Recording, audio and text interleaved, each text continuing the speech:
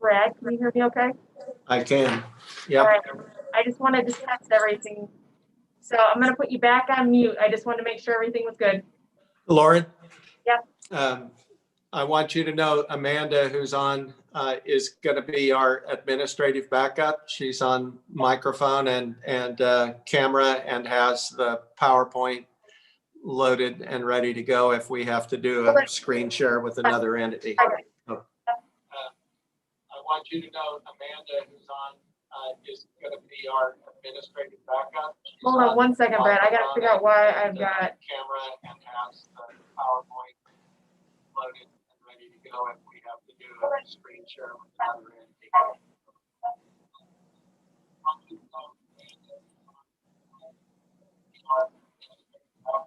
Hold on one second, Brad. I got to figure out why I've got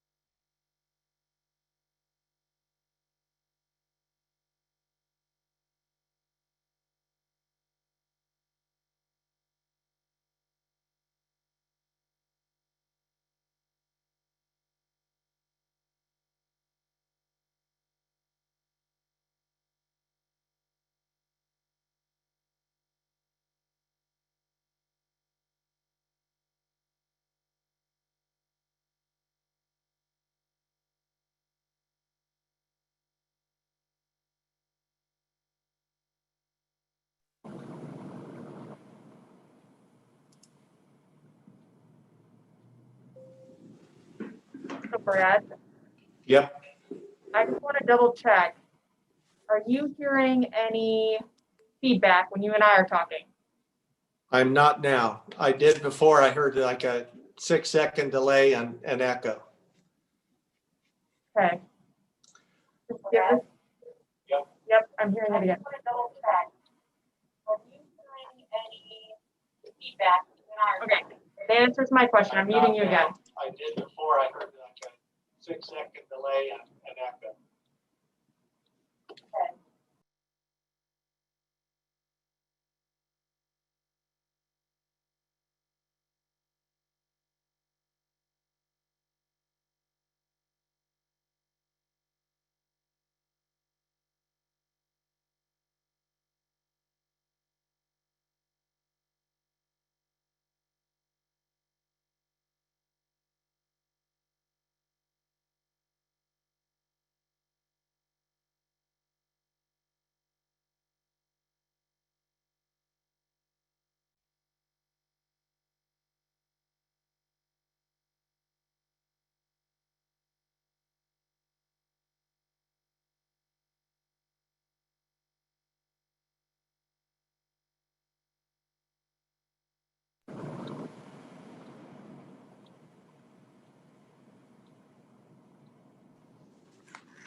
Okay, Brad, Yes. we're going to test this again to see if we have the echo. I don't have an echo. Okay. I think that's about our 6-second duration. I'm not hearing anything. Okay. Cool. All right, I think that worked. I'm going to add Amanda and see if that still works. Can you hear me? I can. Amanda, does everything sound good on your side? We just had a little echo before, so I just want to make sure I'm not messing it up. No, it sounds good. Okay, perfect. I'm going to mute you guys while I let everybody else in. But Brad, I've got your presentation and stuff up, ready to pull up, no problem, okay? Perfect. Okay.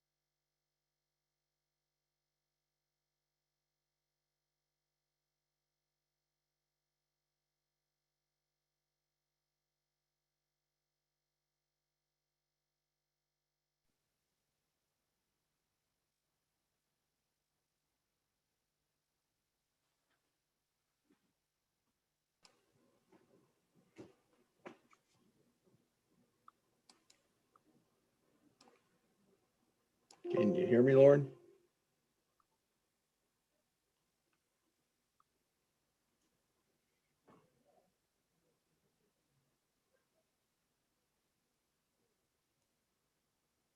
All right, can you guys hear me?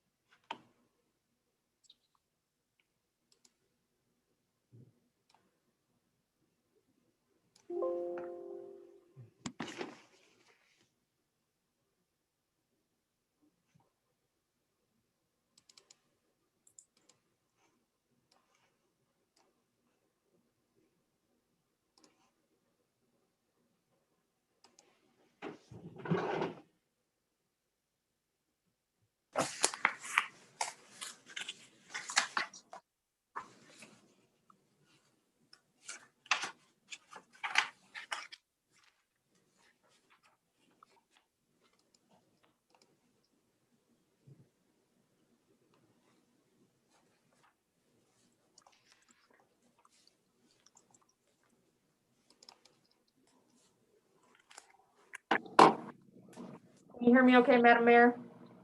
Yes, I can.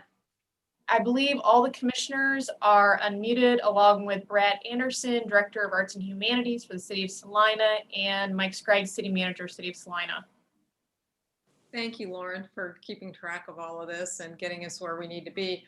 Has anyone heard from Commissioner Ryan? Sorry, I'm kind of looking back and forth, going down the things to see if he's here. Yeah, I have not heard any indication that he would be late or wouldn't be able to make it. Okay, we've got another minute, so.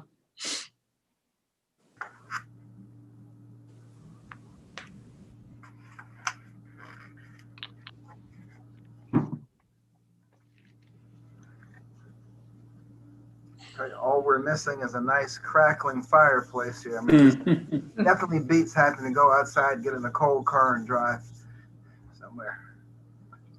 Well, the streets must be pretty terrible if OCCK is discontinuing bus service after what, 3 o'clock?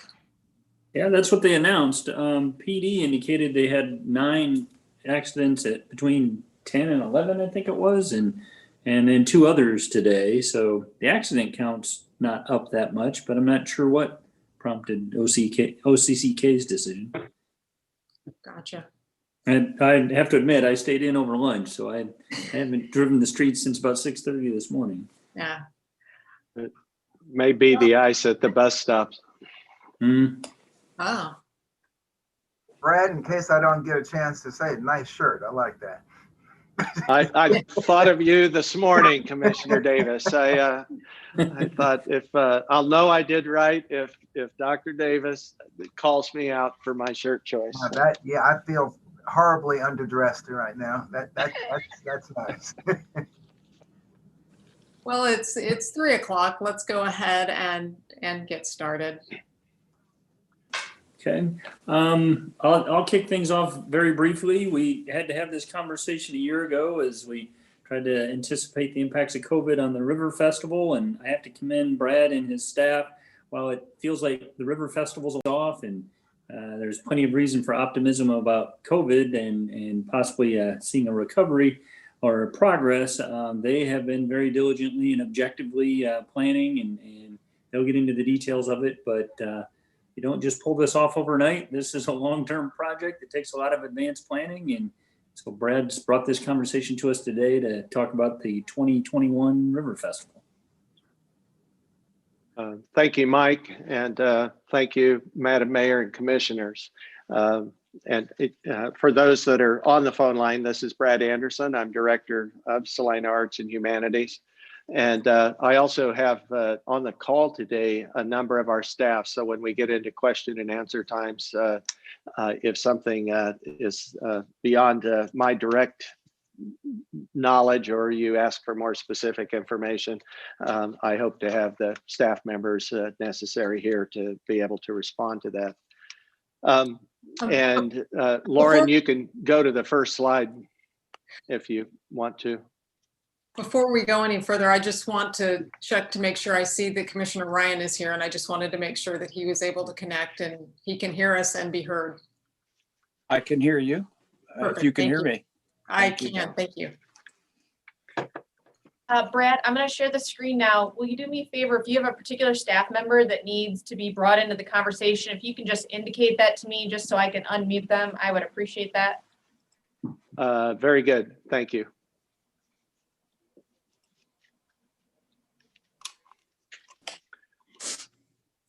Go into slideshow mode. Yeah. And you can go ahead and go to the next slide. Our pretty one of the big crowd is there. I'm here today to provide an update regarding the department's plans to reschedule the 2021 Smoky Hill River Festival from June 10th through the 13th to Labor Day weekend, September 2nd through the 5th for this year only. The decision to make the move was done with a combination of public health, economic impact, as well as our ability to fulfill the purpose and mission of the event in mind. The presentation today will take about 20 minutes or so. If my timing is right, I'll have plenty of time for you all to ask questions and to get some additional details towards the end. So with that, I'll go ahead and go on. Next slide, please.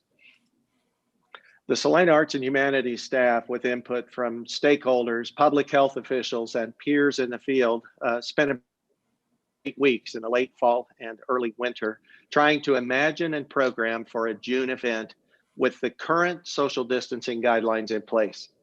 That's really all that we had to work with at this time, and many of the indicators locally are that until the vaccine has been fully implemented across the community with some additional time for both shots and the few week delay after the second shot, for some, that was really the only realistic guideline we could follow.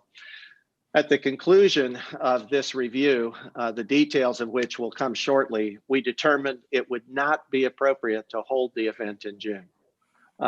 So I'm showing our hand. I'm giving you the punchline to the end of the joke, or the whodunit at the end of the novel, but that's really where we're headed. And so the time I'll spend now, go ahead and go to the next slide, Lauren, is to take a look at what we looked at.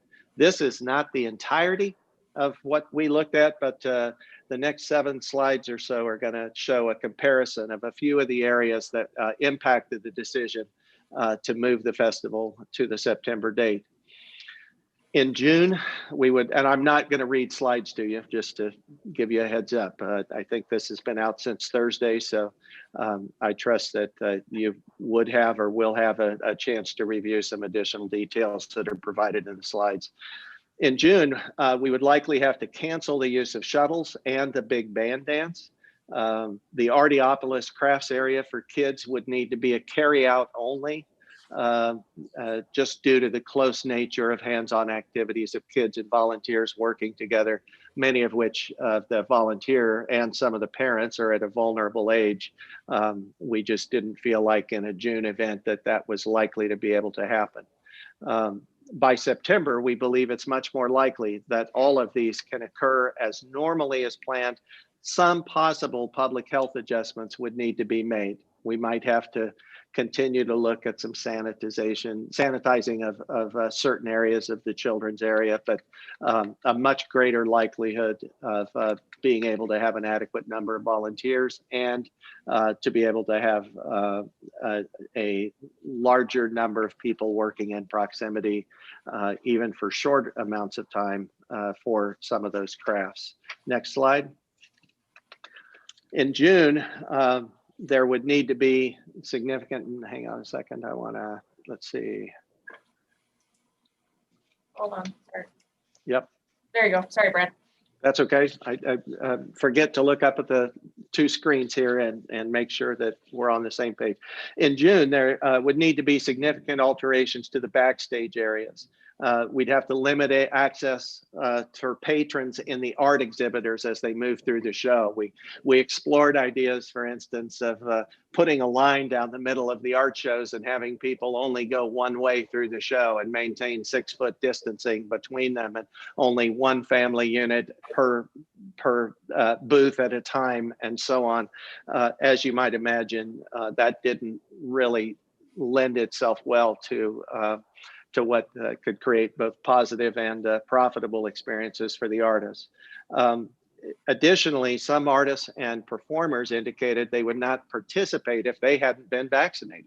A number of them fall into the phase 5 group, and out of respect to their needs and health considerations, we thought that was an important factor that we should have considered as well. The staff anticipates that by a September date, a large number of vaccines would be distributed. All those intending on having one should be able to, or are much more likely to have been able to have access to a vaccine, have its full impact, and still be under the protective time that has currently been estimated for them to work. This would help mitigate risk and some of the excessive precautions that we'd have to take if we did hold the event in June. Next slide, Lauren. The disinfection of public facilities such as tables, extra hand washing stations and restrooms would require significantly higher involvement by staff and volunteers, also increasing our costs. We didn't go to the trouble of trying to quantify exactly how many more restrooms per capita we might need, or what kind of specific volunteers that we'd need to spray a restroom, or how often we'd have to wipe a service or a table, or whether those facilities would be provided for people to police their own tables either before sitting or after they were done. But as you can imagine, that action in itself, with I think about 60 or 70 porta potties and I believe 15 to 20 hand washing stations throughout the park, may not be adequate for the numbers that we would normally expect. The food vendor areas and other spaces in the park would be a little bit more difficult to manage as well. You'll see in a little bit here in terms of our anticipated attendance numbers. We tried to imagine the 36 food vendors with 6-foot spaces between each family unit or group, not between individuals, but as 1 to 4 people go to a booth to order, or how many people we might be able to accommodate in that space, and is it even possible? For those of you who've gone to a festival during those peak times of people wanting to eat and get drinks, that main food row can be almost shoulder to shoulder, very difficult to pass with a stroller or wagon, let alone if we had to increase those distances that significantly. There were some things that I think may come up here in just a minute too, but that we looked at, like for instance, whether it's in June or September, it's highly likely we'd be eliminating the food tent that's over by the fine arts area and behind food row and near the tennis courts, because of the unmasked, harder to control spaces. It's not worth the $1,000 we pay for that tent for that week, for the few people who would be able to be served. So our alternative, and we discussed this with park staff as well, but is to spread picnic tables throughout the park in shady spots and allow people to gather more safely separated for eating and drinking that they're not doing at their chairs and blankets. The next slide. In the kids area, face painting and Lego Lane are 2 popular areas that the kids populate, but due to sanitation and exposure risk, if we held this in June, we would just eliminate those, again, further reducing the kind of experience that kids and families have come to expect. There are some alternatives for face painting a little bit later in the year, including some spray-on temporary tattoos or some airbrushed tattoos and some things that don't require as long or as close of work for a prolonged period. So we feel like by that later time, and especially at an outdoor event after, hopefully the virus is minimized, that we'd have a chance to keep those in place. You're okay, Lauren, with you can go to the next one. This one is a little bit more layered. With assistance from the city's engineering department, the staff did their best to establish park capacity. How many people can we safely get within the park with social distancing in mind? Again, this was assuming we were going to try to do this for June. We used a variety of grids superimposed over the park grounds. One was a 6-foot grid and just said, how many 6-foot spaces are there in the primary area of the festival? And then we did another one with a 16-foot grid and particularly looked at that in front of the Stein stage so that we got an idea of what a normal Friday or Saturday night or Thursday at Festival Jam, how many people did we have in that particular area? And what if we put people in groups and then had them with 6-foot distances between each group, how many people could we get? And it was amazingly low with those kinds of spacings. We did not attempt to put individuals at 6-foot distances throughout the Stein stage because that isn't how people gather or the kind of experience that they'd want. So I think we averaged somewhere around 6 or 7 people, I think, per 10-foot square with a 6-foot space around them. The engineering department's mapping was really, really helpful because they did that over using their satellite imagery, and then we eliminated some of the areas that aren't used, like the formal garden and where the hard facilities are. We even in this preliminary plan for a June event, we eliminated the Bravo stage in the north part of the park and then imagined moving a portion of the craft artists over to the Bravo area. And in doing so, that created a little bit more room for shopping and some social distancing between the artists. That the Four Rivers or that West Side Arts area is pretty tightly packed and a little more congested at the loops. And so this was a way to work around that potential conflict. So with all that being said, the results indicated that we could safely distance and manage approximately 10,000 people in the park, 10 to 11,000 people at the very most. We get 11,000 in a concentrated area on Thursday night.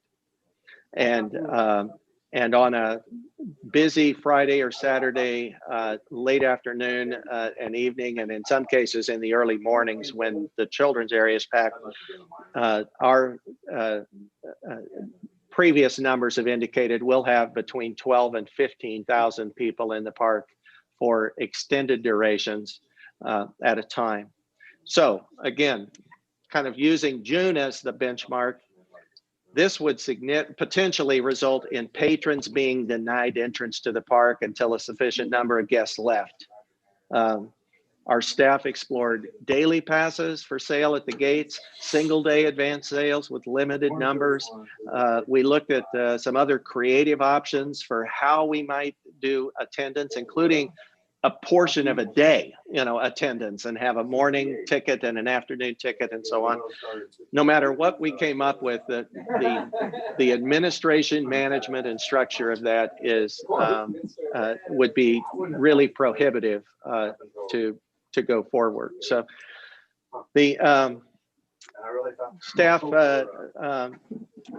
ultimately we didn't come up with a satisfactory result for being able to have the largest number of people in the park possible, and delaying it for a later time when social distancing may not be as prevalent seemed to make sense. Go ahead and go to the next slide. A review of local, state, and national forecasts of vaccine distribution indicate that some phase 5 recipients may not have received their full vaccine by early June, making a significant relaxing of distancing guidelines unlikely by this time. I do want to be clear, I didn't ask Hannah at emergency management or Michelle, I'm sorry, or our Jason, the health officer. I didn't ask them to go on record specifically. I just told them where we were headed and what we were looking at, and asked if there was a higher likelihood of having something that appeared more normal by a late summer date. And their early indications, again, this is in early to mid-January that we had this conversation, was that they were much more comfortable at an outdoor event happening 90 days after vaccine distribution through phase 5 would be completed than they would be as early as June. They did indicate that masks are highly likely well into the fall and possibly through much of 2021. So while social distancing, especially at outdoor events, may not be as great of a concern for something like the River Festival, the mask wearing could still be prevalent and something that we'd have to take into account and enforce. But we'd be able to do so with a little easier passing on the sidewalks and moving in and out of facilities and standing in line and so on, depending on what the health guidelines are for that time. So Lauren, next slide. As reported earlier, and this is the financial impact, lower attendance at the park means lower revenue. The festival is made possible each year by private and public funding. 2/3 of the revenue that is earned for the festival, or 2/3 of the revenue for the festival is earned. That's ticket sales, booth fees, food sale commissions, t-shirt sales, other things along those lines. But our primary one is attendance, and about 42, we say between 40 and 43% on a given year of our revenue is based on attendance.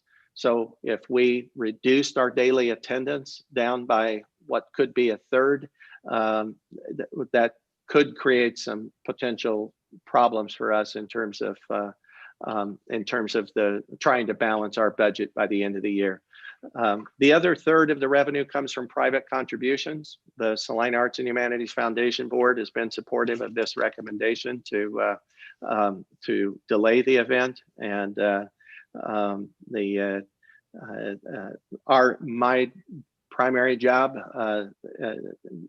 besides working with this well-qualified staff, is to try to anticipate both the earned revenue, but also try to mitigate losses as much as we can. And I'd like for the city to be able to fare as well as possible. The final conclusions, next slide, Lauren. As you are all well aware, the Smoky Hill River Festival is a beloved and cherished event in Salina. It's not only a festival of the arts, but it's a celebration of the spirit of this community. The final decision by staff and management to move the date was done with this in mind. It's a tremendous amount of work, but the staff agrees that the extra time, energy, and sacrifice is worth the effort to make the festival the very best it can be with the challenges and circumstances that we've been doing. Next slide. And the last two here, just so you can kind of see where we are in our schedule. What's next? I'm not going to read this detailed list, but I kind of highlighted some things that we're going to be doing February through May. Some of those have already commenced, and then the other more technical details in terms of our press briefing and when wristbands go on sale and so on in the June through August time. The staff has spent the last few weeks updating calendars, contacting contract service providers, having preliminary conversations with advisory bodies, the Salina Arts and Humanities Foundation Board, key volunteer leaders in an effort to identify as many obstacles as possible. Contract language for our artist agreements and performer agreements is being updated with Greg Bingston's help and Anna Pauscher-Morowitz from our staff. And she's been having great success in renegotiating contracts with artists who we had booked for last fall or for last spring in June to this new date. We are looking at other technical details and having some extensive staff meetings once a week to go over some of these technical details and moving parts, because as you may or may not imagine, we normally, in a normal year, we would begin planning the 2022 festival this April. So we're 14 months in planning for each festival. In this case, we're going to be planning the 2022 festival at the same time that we're trying to detail and execute the 2021 at a later date. And we're still trying to figure out how to navigate some of those minefields, but believe that with some careful planning and following the calendars that we've set for the last 45 years, that we can do that. A press release is going to be distributed following this meeting with you all today. Social media and website updates will also be posted shortly after 4 p.m. In order to keep the public informed at about the same time that you all are being informed, so that rumor mills and misinformation doesn't have a chance to get out. We want to be on the front end of this and speak from both the confidence and assuredness that we're going to go forward to the best of our ability. We recognize that things are very fluid right now, so we're doing our best to stay flexible as planning and execution goes forward. With that being said, and on to the last slide, the Salina Arts and Humanities staff is going to be focused on these 4 key elements that are before you as we continue our work. We're going to maintain the positive spirit and celebratory mission of the festival. We're going to continue to be respectful of and promote public health and safety using available science and professional resources. We want to be a responsible partner to artists, performers, volunteers, city departments, and festival stakeholders.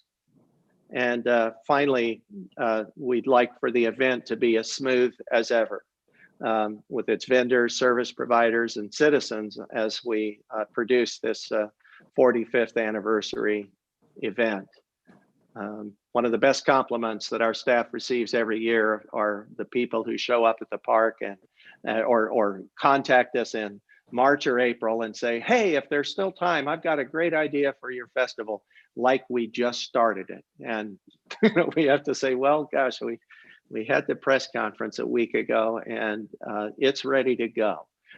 And so we like it that people can come in and the rest of the worries of the world disappear. And we hope that this year, by delaying until September, we have the opportunity for it to be as comfortable and as smooth as possible. So with that, Lauren, I think we can pull it off the screen share, and I am available for questions.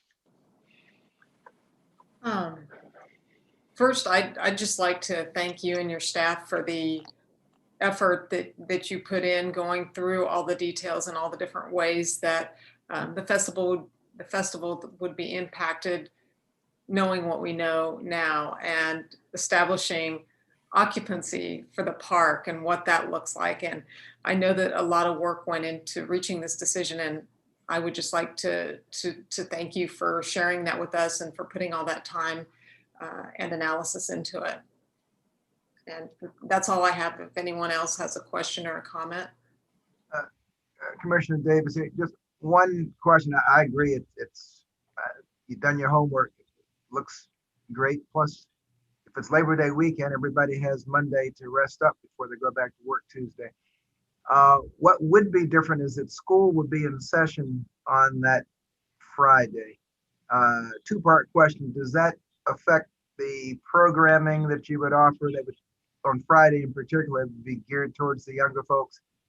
Or have you talked with USD 305 to see if they can creatively structure a fun day at the festival and still get credit for having kids in school? Well, the short answer is you're the first for us to be out publicly and openly to share our intent. USD 305 is going to have to be one of our earliest and next conversations, in part because some of our key committee leaders and our technical support staff are employees of 305. We believe that there are some ways we can work around that in the event that they don't have the available staff or time to be able to do a release. In terms of the scheduling and programming, a large number of our Friday regular attendees, especially in the children's area, are the numerous daycare centers that are throughout the community. they come in their cute little matching shirts and all holding hands or tied at the waist or whatever they do to try to keep loss from being too severe. And they work their way through the various pieces and programs. And so we know that Friday morning would probably be a little quieter because like the daycare program at the Y or the young kids program at the Y would not be in session on that day. And so they do sometimes bring over a decent number of kids. But in terms of the programming schedule, we're just at the early phases of saying, would it make sense to open a little later in the children's area on Friday and stay open a little later into the afternoon? Would it be worth a conversation with the superintendent to see if they have some flexibility in their schedule and whether it's a teacher in-service day or something else that might be able to be scheduled at that time instead of 2 weeks later? So those are on our list with 305. And I believe that you also mentioned the Labor Day holiday, and I do want to say we did look ahead at, because of that holiday, typically 2 of our city departments, Parks and Public Works, are en masse in the park, restoring it and getting tables and chairs put away and tearing out signs and snow fencing and other things. Our intent is to keep some security in the park to protect some of the assets that we have. It may be open on Labor Day for the public to be able to enjoy, although there will still be some festival remnants there. But our intent is to not incur overtime or disrupt at least that 1 day off or the 3-day weekend for our Public Works employees that had counted on that holiday. So we would jump back into the park on Tuesday after the event rather than Monday to finish putting away our toys. Okay. So, thank you. Yep. And I think Commissioner Ryan had a. Well, I think you sort of touched on my question area. I was going to ask you to comment on the large volunteer contribution that happens with the festival and how you see that shifting from the spring to a holiday weekend. We still aren't sure. I have one of our staff members that we're kind of designating with a new charge or challenge this spring for the next year. Well, it's actually longer than that, but to help initiate a more formal recruitment, retention, and recognition program for volunteers, both for our department, our division, and the museum. Susan Eberwine and Rosa De La Cruz will be working on our volunteer efforts and kind of streamlining some of that along with input from our staff. To go back to that, part of, as an example, and I'm not going to throw one of our local businesses or corporations under the bus, but if we tried to hold the event in June, there's one organization in particular that collectively represents almost 200 volunteers in the course of the weekend for all of the events. And they indicated it would be very difficult to participate at that early of a date due to the health and safety of their employees and the vulnerabilities of those they serve. And so that would be a significant loss for us in terms of trying to replace that many in one organization. So we're hoping with a little bit extra time and some additional time to recruit and for our volunteers to be vaccinated that we'll be in a much better place to retain many who've donated time for years. Are we ahead of the curve as far as putting ourselves back on track with our festival? And what are all the other people doing that have events both in that slot that we're planning to move to and that are generally earlier in the year and probably also thinking about moving to later? Well, I'm going to try not to be gauged at all. Yeah, well, I'm going to try not to brag too much, but I think that, and probably the person who's had the most direct experience with this on our staff is Anna Pauscher. Anna, as I mentioned, has been talking to some of our entertainers, our headliners and others. And Anna, do you want to share for a minute about some of the conversations that you've had? Sure. I'll second, I see us as ahead of the curve as far as what I'm hearing from other events and organizations that normally schedule in that late spring, early summer timeframe that the festival normally occurs. I do know too, a lot of our performers go to, there's a little bit of a circuit or similar events that they always go to. And I'm hearing some of those events haven't officially rescheduled, but they were waiting on us just a little bit to understand what our move was going to be so that they wouldn't hit the same time frame as us. So I think we'll be hearing a lot more as we move on. Labor Day weekend, I think, is going to be a popular weekend, but I think we'll be one of the first to announce. Also, in terms of the schedule, this puts us, we tried not to conflict with local offerings or direct competition with other statewide events. At the current time, the state fair would open the Friday after our festival. And the Saturday before, we did look at, just for a little while, but we did imagine something off the Labor Day weekend, and we looked at the last weekend of August. But on that Saturday night, the Stiefel Theater has what I believe to be a near, if it's not already sold out, crowd of Martina McBride. And in order to be kind of a good steward of the revitalized downtown, of a new hotel that hasn't been able to benefit from a festival yet, and our other local providers, that it might make more sense to do it at a time that we're not competing with another large musical draw and that's one of the first concerts of that scale that has been rescheduled. So we're snug right in between those. So Mike Scraig here. I did have some people ask about whether it would conflict with the Tri-Rivers Fair, and the 2021 dates are August 4th through the 8th. So there's not a conflict there.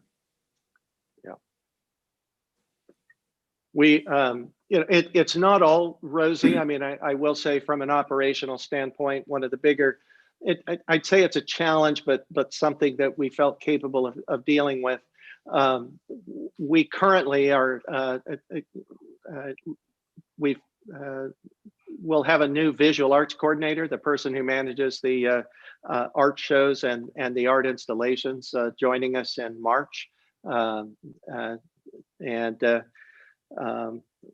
Susan Everwine on our staff has been helping kind of maintain that position and work administratively along with the other support staff. But Susan is the program assistant to that position, and she got a survey out to the accepted artists for 2021 that we had carried over from 2020. And of those responses, about 2/3, 60-some%, I think, had indicated they were willing to change dates to that Labor Day weekend without a conflict or a problem. And some were appreciative of us being that far ahead of the curve, as Anna said, and giving them fair notice and just doing our best to hold the event. That means that we've got approximately 1/3 of the show that still needs to be filled, and not wanting to go back to zero and start the jury process all over at considerable disruption of time, staffing, and money. We feel it will be better with our long history of working with artists from all over the country to curate those positions in. So the 30 or so, maybe up to 40 positions that we have, we'll be able to kind of hand select those in their respective media and fill in the vacancies as they're finally determined. Some of those folks who expressed hesitancy to participate may change their mind if their shows either get delayed or canceled, or they decide we're a better gig for the weekend. So we have a strong reputation for treating artists well, for servicing them well when they're here with refreshments and knowledgeable and polite patrons. So we feel like it'll be something we can get through.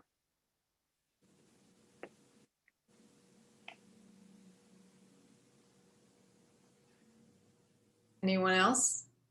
Questions or comments?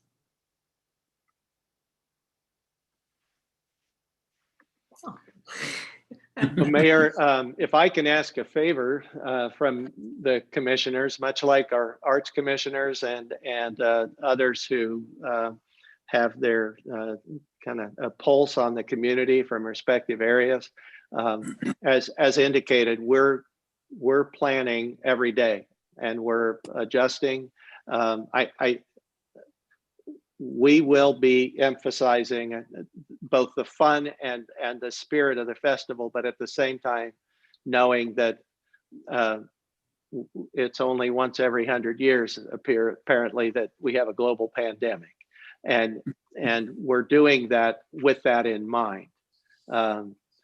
We don't know what the next 90 days is going to hold, or the next 120 days, but we are going to use fiscal discipline wherever we can to minimize our risk and exposure until we are much more confident about the rollout of the vaccine and the percent of the population that chooses to take that, and whether or not there's variations of the virus that haven't been anticipated. And so we're going to constantly be watching that. One of our next steps is to invite the public health officials and emergency management to an upcoming staff meeting to go through sharing with them what we've started on so far, and to let them poke some holes in it and see.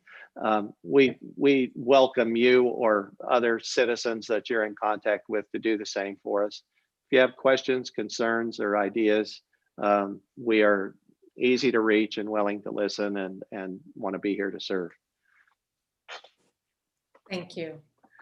Yeah. Is there anything from anyone else, any members of the public that would like to speak to this, that have questions?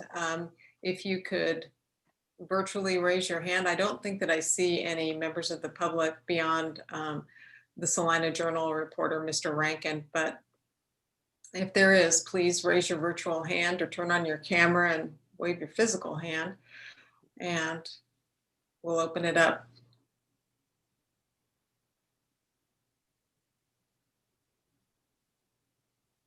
I'm not seeing anyone.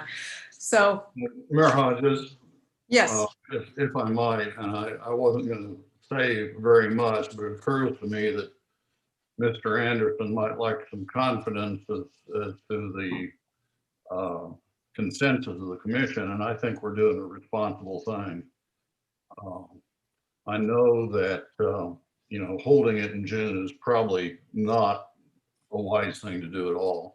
And I think trying to do it at the end of the summer gives it some time, gives the vaccine some time to do its work, and maybe get the case count a little bit more under control than it has been. Mr. Anderson, don't take this as my permission to spend money hand over fist, but I would not be that distressed to even, if we happen to lose a little money this year as opposed to making a little, it was normally the case. I wouldn't be terribly distressed by that if we can have the event. I think we need to be responsible, but I also understand that these are unique circumstances, and the likelihood of coming out as far ahead as we normally have, not that it's a large piece, but we've normally covered expenses, is fairly unlikely.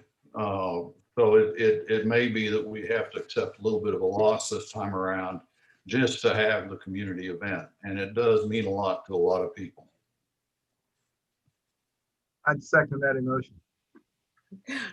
I agree. I think you definitely have a consensus among the commission that it's the responsible thing to do. You've done a lot of analysis, and hopefully when we can get together and celebrate at the River Festival, we can do that with the fewest restrictions possible and really be able to enjoy all that it has to offer and enjoy a return to relative normalcy. So. Yeah, we're hoping that that's the number one question that we've been getting throughout the community is, are you going to have a festival? What are what's the likelihood? You've got to have, and so I am anticipating that the public is going to be enthusiastic about an opportunity to celebrate the sun rising in a new environment, and that we'll have the ability, Commissioner Franz on the fiscal side, knowing that we may have a slightly lower attendance just because of some people's anxiety and so on. We already have built in a slight cushion with the wristband increase in price that you all approved 2 years ago.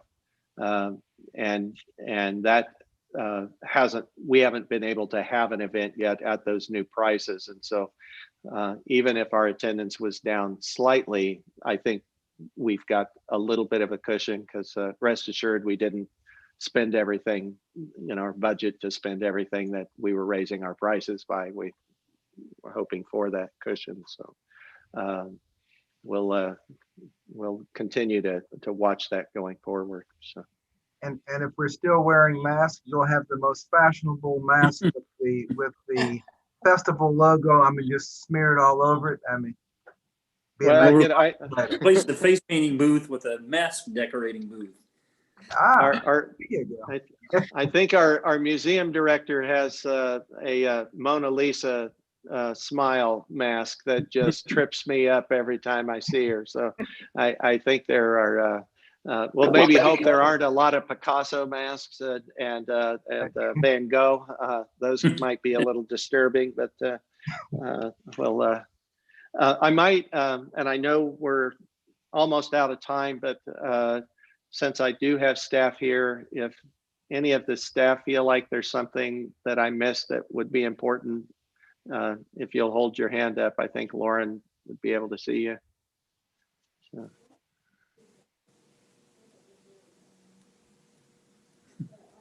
1 second, Anna. Thank you. Brad alluded to this earlier, but I thought I'd mention, as far as our entertainment goes, it's been really encouraging that nearly all of them that we hired for 2020 that were not able to make it are moving with us from June 2021 to September 2021. And so it's encouraging to see that they're excited to get out there and perform again when it's safe, and we're hoping that our event is one of the early ones.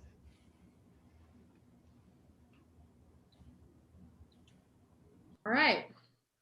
Okay. Does that about wrap things up? If so, that's good for us. Okay, awesome. Well, thank you very much, Brad, and thanks to your staff for wearing all the different hats and juggling all the different schedules. And hopefully we'll all be able to celebrate on Labor Day. Mr. Scragg, do you have anything further to add? No, not really. I mentioned it before, but the decision we had to make in 2020 came early. That was a really hard decision, and I have a lot of respect for Brad and his staff for working that one through, let alone what we're having to adapt to this year. So I'm as optimistic as anyone we might be able to get this behind us and have a celebratory event in September. I like the sound of that. Well, thank you all. I guess we'll reconvene here at 4 o'clock. Thank you.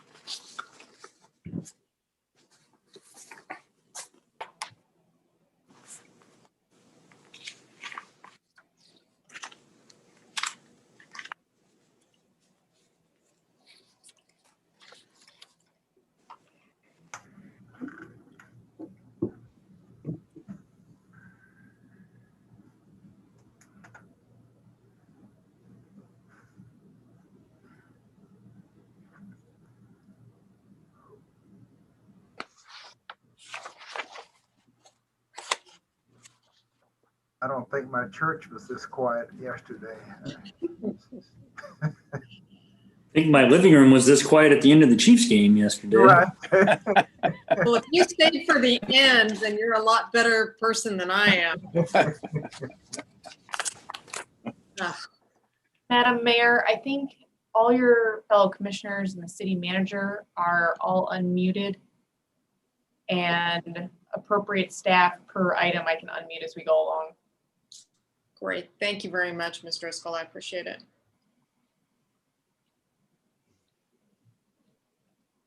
I need to close the door to my office.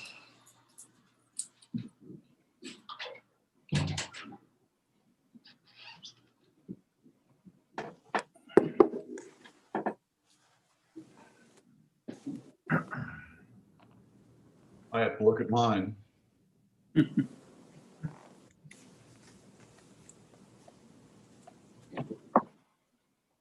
All right, it's 4 o'clock. I'll call the Salina City Commission meeting for Monday, January 8th, 2021 to order and begin by confirming that the Kansas Open Meeting Act required notice has been properly provided by staff. Yes. Thank you very much. With that, we'll go with a roll call, please. Mayor Hodges, Here. Commissioner Davis, Here. Commissioner France, Here. Commissioner Hoppick, Here. Commissioner Ryan. Here. Thank you. Will you all please join me in observing a moment of silence?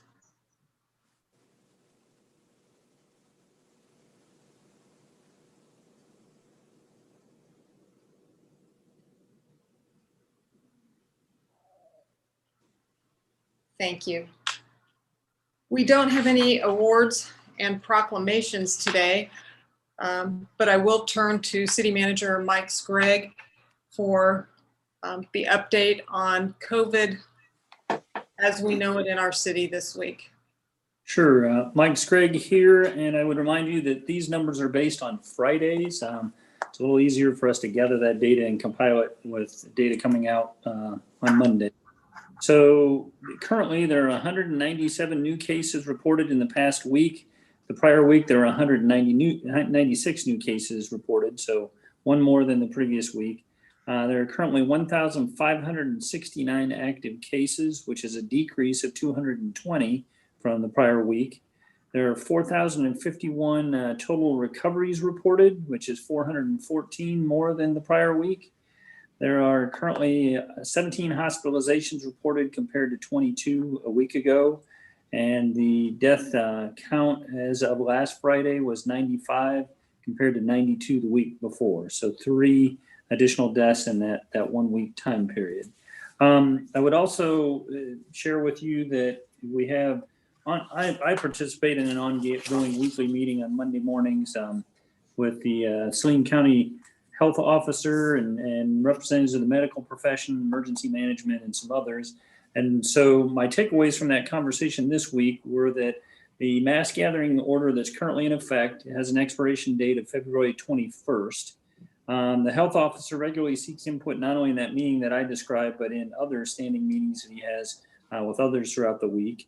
They, and I say they meaning the county health officer as well as the representatives of the medical community, are aware that Sedgwick County recently modified their mass gathering limits and increased the number to 100, I believe. It appears from their conversation that their recommended course of action at the moment is to not only continue to monitor our local numbers, but monitor what occurs in Sedgwick County to see if that change in their mass gathering has any effect, either positive or negative. The county health officer may be providing more details next week regarding any revisions that they might likely take effect the following week, which would be that February 21st date. Then additionally, with respect to vaccinations, the county has 800 additional vaccinations or vaccines for this week. If they complete those during the week, that would get them very close to their stated goal of 30% of our population that's 65 years of age or older being vaccinated, which could then allow them to transition to other members or other demographics within that phase 2 high contact critical category. They're reviewing the information they've received. As of last week, they had 7,500 people registered on their registration portal, indicating both their interest in being vaccinated as well as they're providing information about what might qualify them, which would take some review on the county's part. And then additional details about their next steps of the phase 2 vaccinations after meeting that 65 and older goal are likely to be provided as part of what they call their VaxFax communication that they send out on a regular basis. So I think the next one of those is scheduled to go out tomorrow. So kind of recapping that a little bit, I think they're going to monitor the mass gathering numbers and may have their thoughts collected and more information to provide next week. And they are optimistic about being able to approach their goal of 30% of the 65 and older population being vaccinated, which will allow them to transition to other members of the phase 2 demographic. And they may be providing additional details as early as tomorrow as part of their VaxFax communication that they put out. Gotcha. But the folks that have registered, who have submitted their registration through the portal, have done what they need to do at this point in order to be notified when there is a vaccine dose available for them? Yes, I think they've got all the information. They've done what they've been asked to do. There's varying statuses in terms of people that obviously are in phase 2, people that are obviously not part of phase 2 that have gone ahead and registered, people in the county and out of the county. So part of what they're having to do is sort through all that information they've received to move on to the next prioritization level. Absolutely. Because speaking as someone who's not eligible during phase 2, I went ahead and registered just so that I know that when it is my time in the queue, my registration would be there, to be pulled up. So yeah. I guess I would encourage people to go to that registration portal and get registered. So even if you're not eligible in phase 2, once you get to the phasing where you are eligible, they'll have that information. Could you give the public, people come up to me and ask, where do I call or where do I go? And I told them the health department, but is there a specific address, web address, or how does a person register if they don't have internet access?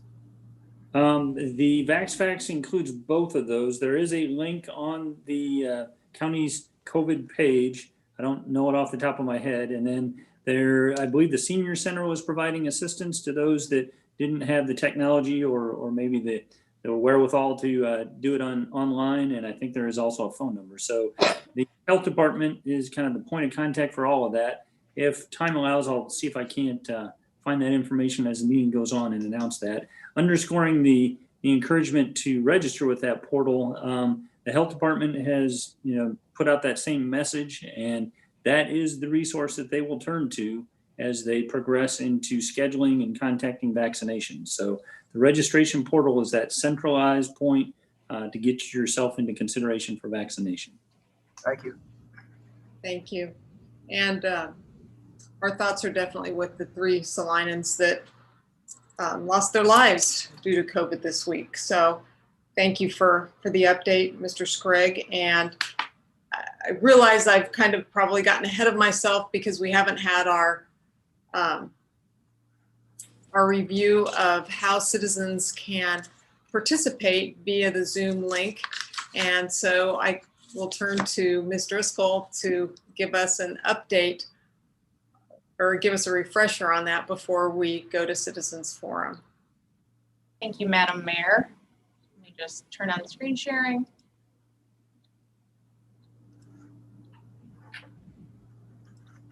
Okay, so if you plan to participate in the meeting today, there are a couple different ways you can do that, and I'm going to go through the various ways depending on what device you're using. So the first option is to use your PC, so your home-based computer, and when the mayor offers an opportunity for the public to comment, we will ask you to raise your hand.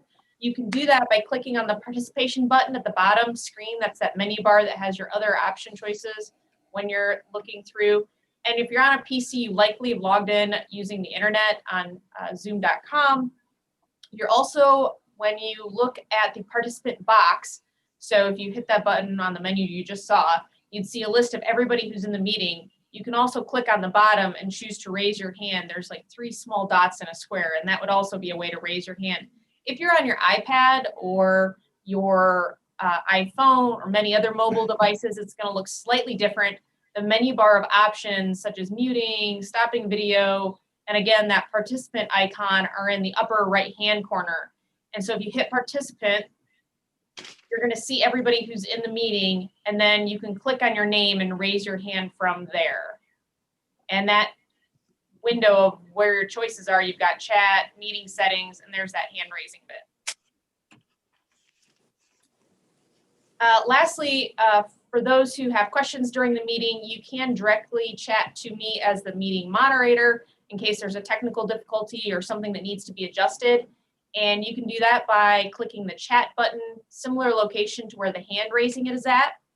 And lastly, if you're calling in on your phone, there's no slide for this, but if you called in on your phone, you've been let into the meeting, you can hit *9 to indicate that you need to raise your hand during those public comment periods, and I'll be able to see that.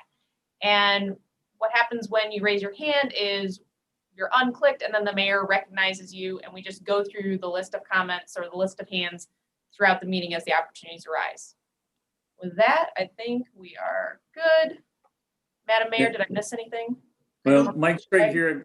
Got one thing to throw in. We do not have an executive session on our agenda today, but the Attorney General's office has previously advised we should provide an explanation of that process regardless. And so, as we explained before, the Zoom technology allows the meeting host to set up essentially a side room for the participants in an executive session to go to that side room. All other participants, public, staff, and otherwise, don't have to do anything. They can stay on this Zoom call or on the original Zoom call.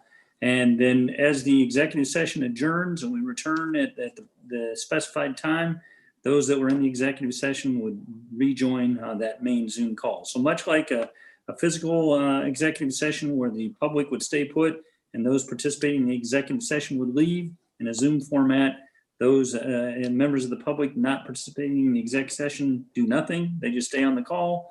The rest of the participants leave and then return to the call. And I do have that website address if you want me to. Thank you very much. Yes, please. It is vaccinatesalinecountyks.com. All one word, no spaces.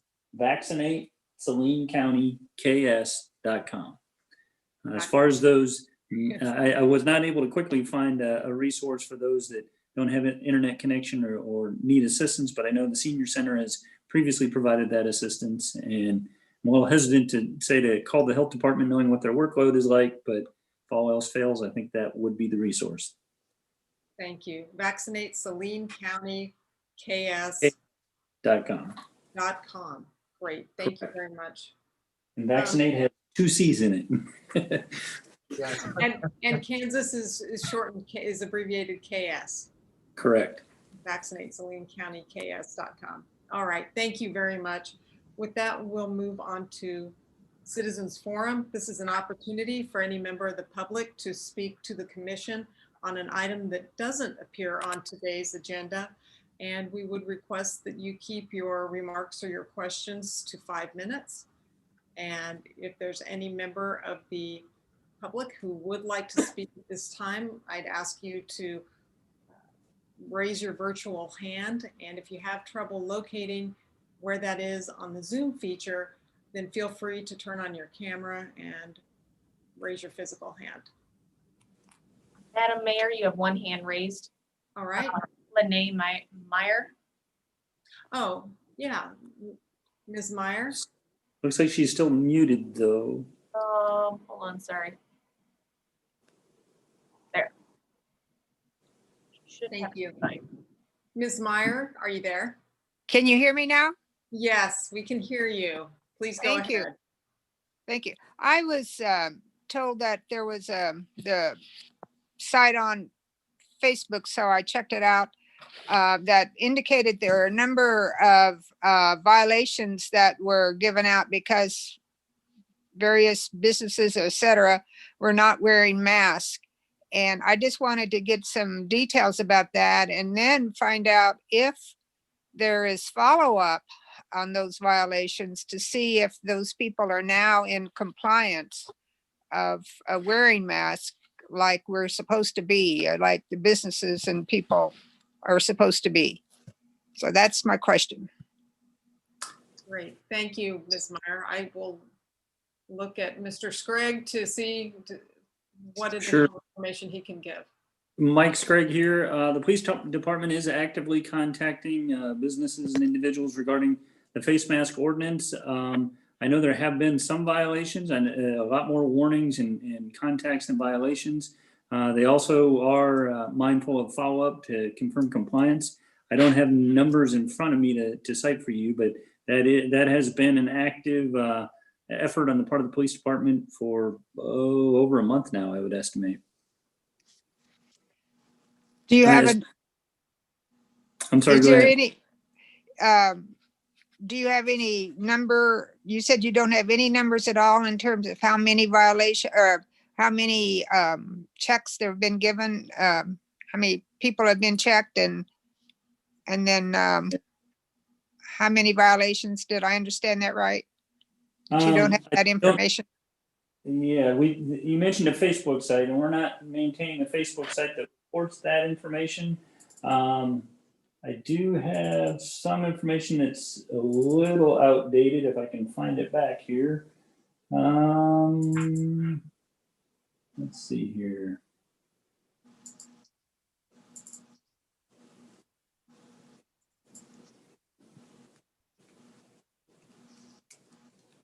By mid-January, we had made over 400 contacts, 4 citations issued, about 31 warnings issued, and the remainder were initial checks and contacts. So as I said, that information is a little dated, but 400 business checks, 4 citations, 31 warnings.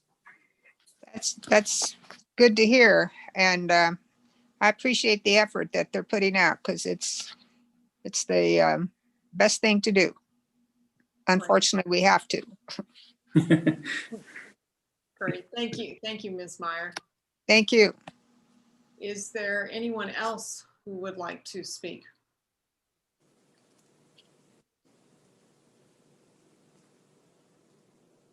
Madam Mayor, I have no more hands raised. Thank you, Ms. Driscoll. With that, we don't have any public hearings or items scheduled for a certain time. So that takes us to our consent agenda. Item 6.1, approve the minutes of February 1st, 2021. Item 6.2, acceptance and placement of the 2020 People's Choice Sculpture. Are there any items that a commissioner would like to remove from the consent agenda? Well, I would like to remove item 6.2 if we could.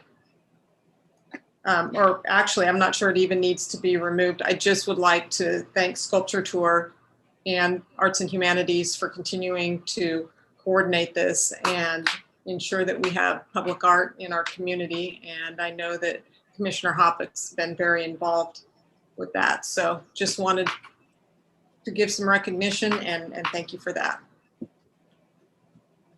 Do we have a motion to approve the consent agenda as presented? Commissioner Ryan, so moved.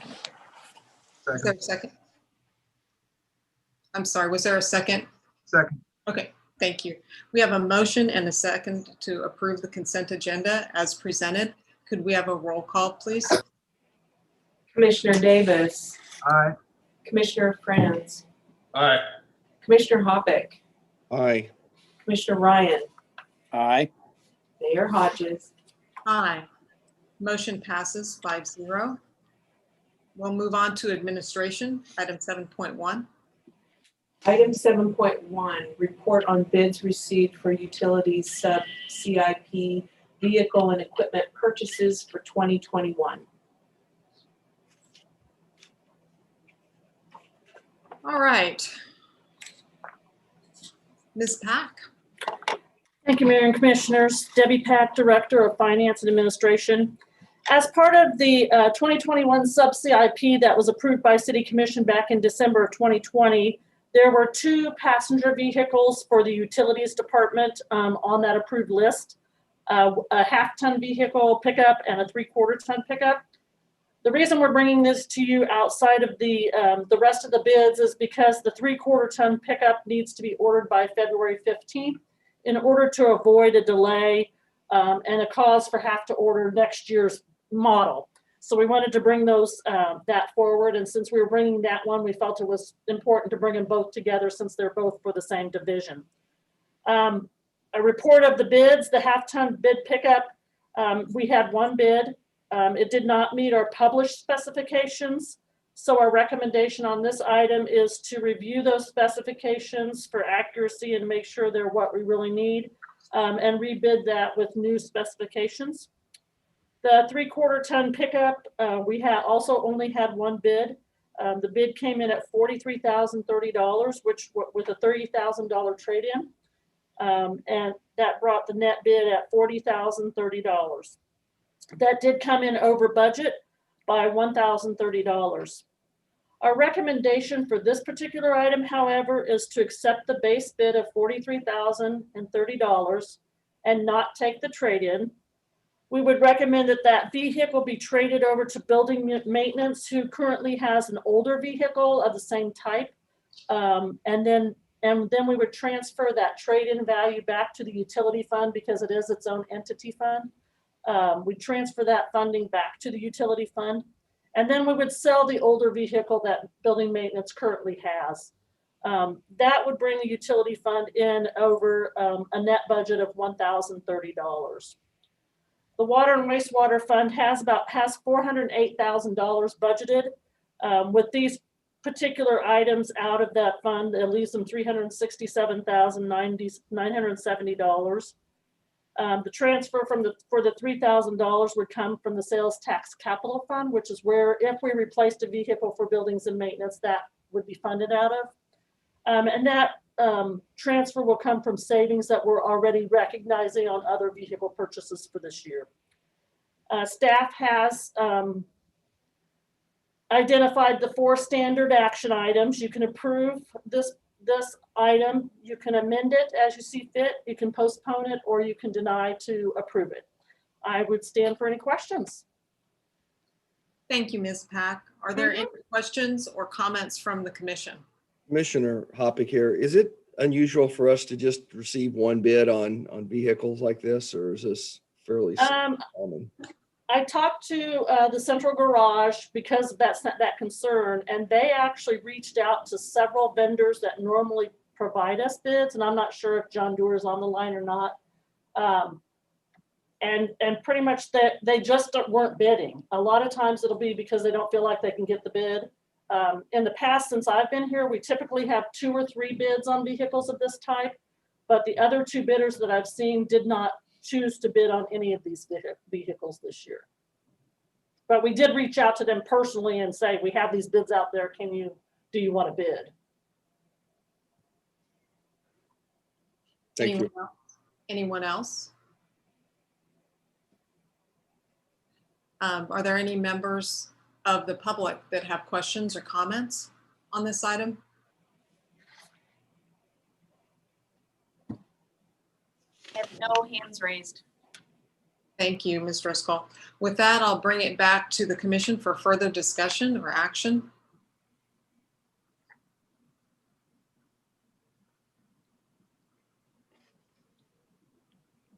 Commissioner Hoppick here. I move we approve the rejection of bid on 1 half-ton pickup and approve the purchase of 1 3/4-ton pickup from Long MacArthur in the amount of $43,030 as recommended, and authorize city manager to sign the contract with selected vendor. Commissioner Davis, second.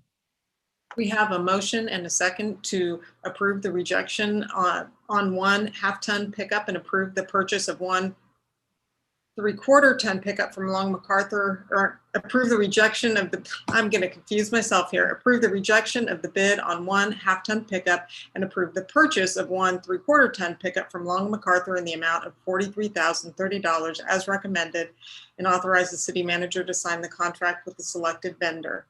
All those in favor, say aye. Aye. Oh, I'm sorry, roll call. Sorry. Commissioner Davis, Aye. Commissioner France, Aye. Commissioner Hoppick, Aye. Commissioner Ryan, Aye. Mayor Hodges.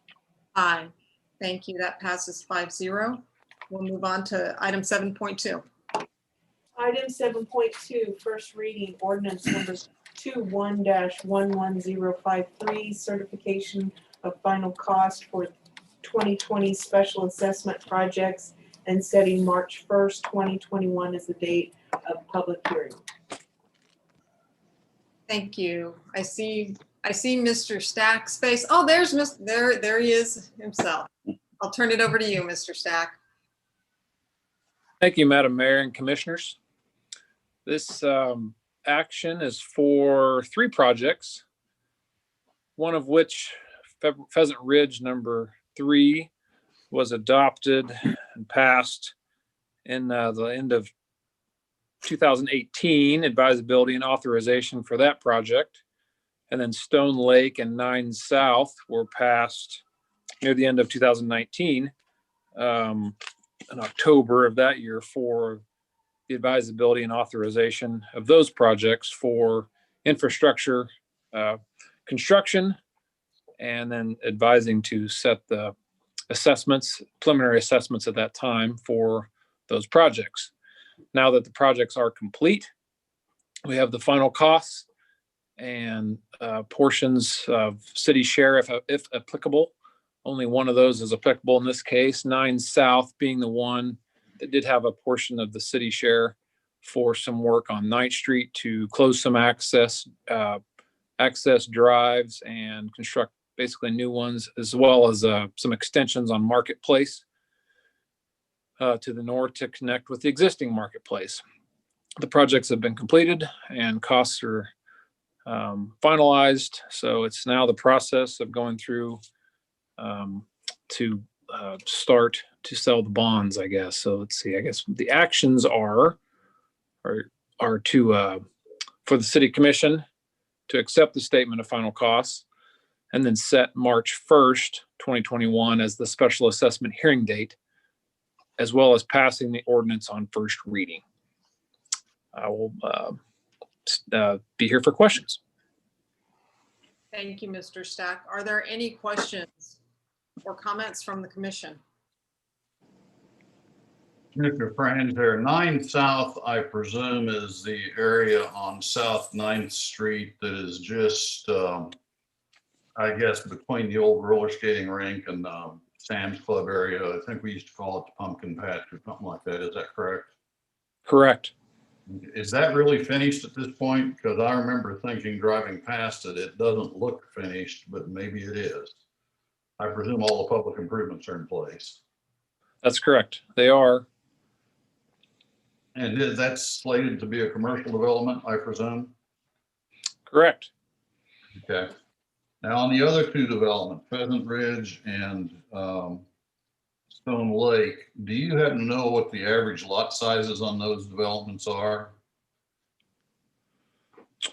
And the reason I ask is I'm going to be less favorable in the future toward assessment on large lot developments. I think that's the wrong place to be putting our assessment resources.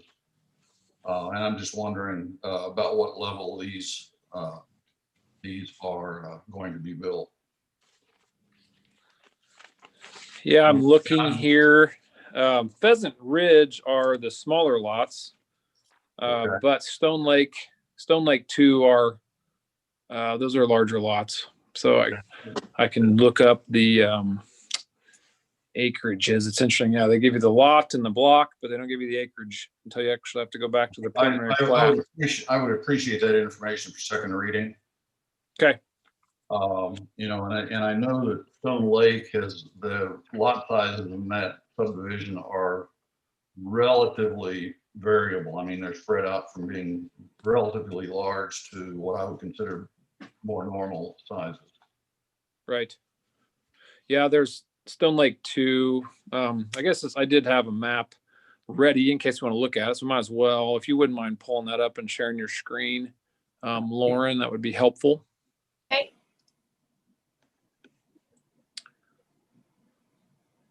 Still one more after? Yep. Thank you.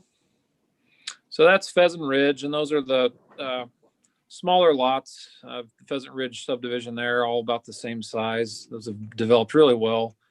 They are just the medium-sized, smaller to medium-sized lots, I guess you'd say. Next slide. Mike Scragg here. I just randomly called up, I guess it'd be lot 17 of the Pheasant Ridge addition. It is 10,671 square feet, which is not quite a quarter acre. Okay, so those lots would all be probably between 10 and larger lots, maybe 15,000 square feet. Yeah, I think they're all pretty uniform. Maybe those ones on the south of the cul-de-sac, but other than that, they're probably all right about 10,000 square feet. The ones across block 2 look to be a little larger too, but they're a little shorter and wider. So I don't know how that plays out. All right. Thank you. And then here are the Stone Lake lots, as Commissioner Friends correctly pointed out. Yeah, those are kind of variable in the Stone Lake subdivision, especially with the lake lots being probably quite a bit larger than some of the other lots across the street. Yeah, right there, you'll see the 17 lots with the red line around them. Those are the lots for Stone Lake 2 that are in question. And Mike was able to get to that pretty quickly. I'm getting there myself now. Yeah. Are you lot 7 on the north side is 16,287 square feet, and lot 3, I think. Lot 3 is 31, almost 32,000 square feet. Lot 3 in block 4, not block 5. Correct. Yes. Okay. I was looking at lot 3 in block 5 and I said, that doesn't look right. Yep. Okay. Yeah. Thank you very much. North side of the road, still kind of in that smaller range, but south side definitely larger. Larger. Yeah. All right. Thank you. Wayne Nelson has come into my office and given me the estate lots kind of around 30 to 34,000-ish in that subdivision, with the more normal size lots at around 17,000 square feet. Thank you. And the last slide here, Lauren, if you scroll up one more. Commissioner Hoppick here, but those, Commissioner Franz, those lots that are in block 4, those aren't part of phase 2. Those were part of phase 1, correct, Mr. Stack? I'm looking here. There definitely are some lots in block. Well, those 4. last 4 might have been over there to the on the north side. I'm looking at the red line. I presume that's block 4. Right. There's four lots along the lake there that are block 4, lots 1, 2, 3, and 4, and block 4 along the lake there that are in this phase, Stone Lake phase 2. I guess what I want to know is all those to the west there were part of that phase 1. They're correct. Phase 1. Yes. Yep. correct. Lastly, this slide shows the 9 South subdivision there. So I guess it may look unfinished. I guess maybe a little bit just because there hasn't been any commercial development per se started there yet. They did have a tenant, we believe, that was going to start, but just with the pandemic has not yet. Okay. Yeah.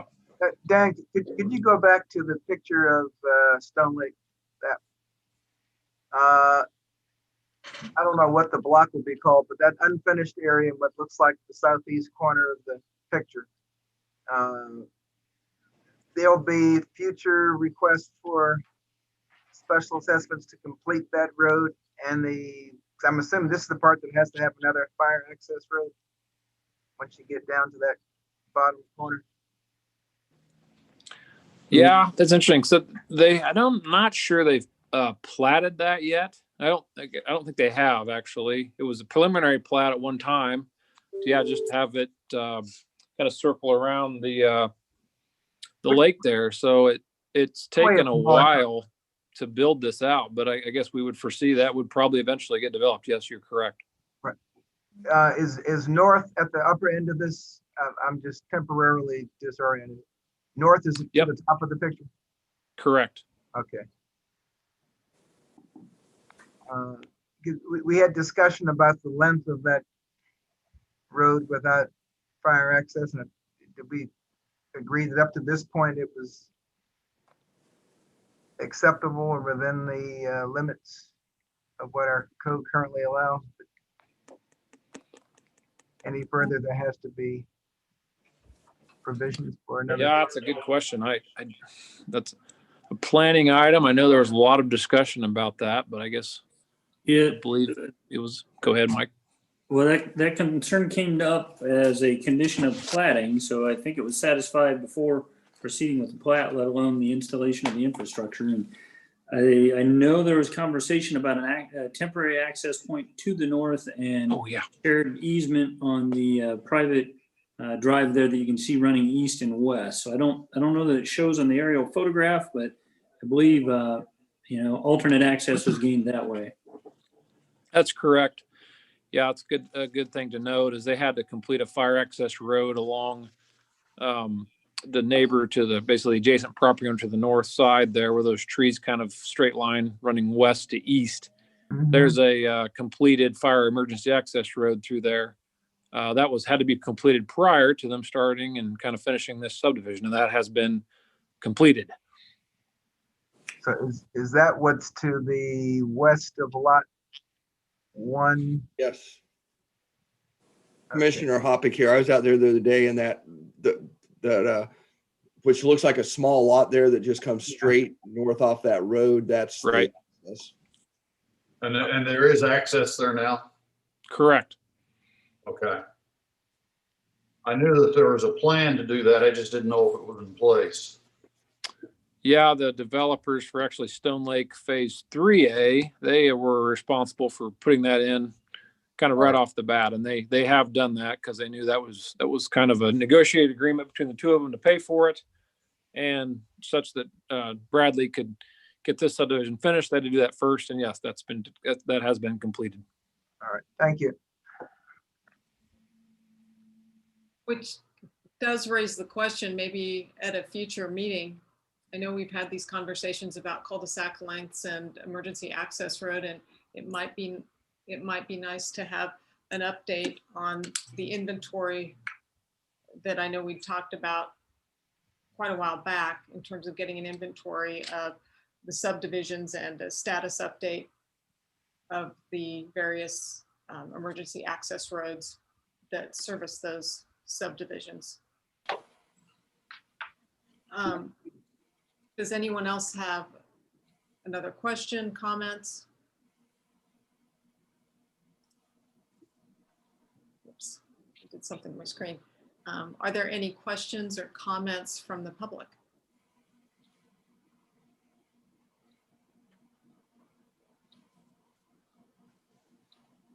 I have no hands raised, Madam Mayor.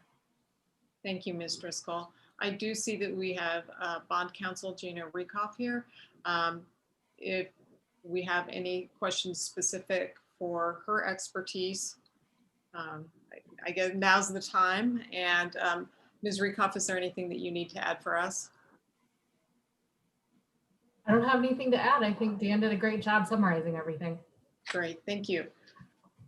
All right, we'll bring it back to the commission for further discussion or action.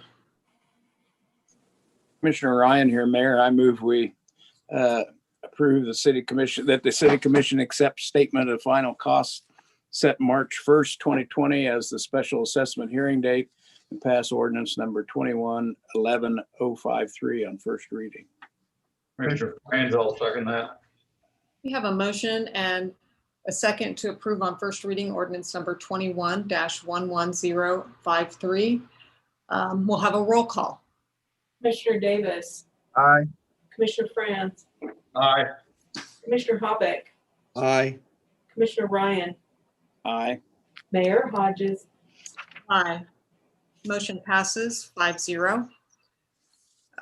We you. don't have any development business, which brings us to other business. Is there any item that the commissioner would like to bring up during other business?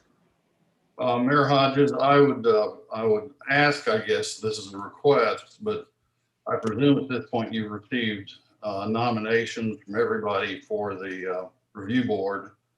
And I would request that you share that list with the rest of us, along with maybe a tally of how many commissioners supported which suggestion, so we can have some kind of idea what the remaining field of candidates looks like. Absolutely, and I'm glad you mentioned that, Commissioner France. I was going to speak to this. Something that struck me is there were a number of commonalities, but each of us also had a couple of candidates that were unique to them. And so I think in going forward, I appreciated being able to look and see what all of you were thinking. And it made me go back and look at who I had picked kind of with a fresh perspective.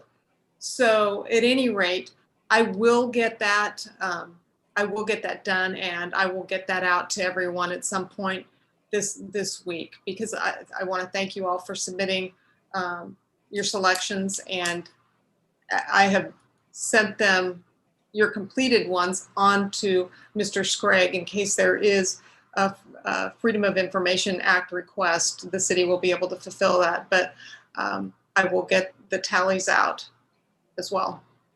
Thank you. Thank you. I think that'd be very helpful for all of us to look at. It gives a different perspective. Absolutely. And yeah, like I said, I think what I found, what was really interesting to me is the ones that we didn't have in common, because like I said, it made me take a second look and think, okay, what did I miss? What did he see that the rest of us didn't see? So it was interesting. A lot more commonality than you would than not. So is there anything else? Well, could we, oh wow, it's 4:41. If there's nothing else, I'll accept a motion to adjourn. Commissioner Hoppeck here, so moved. Commissioner Ryan, second.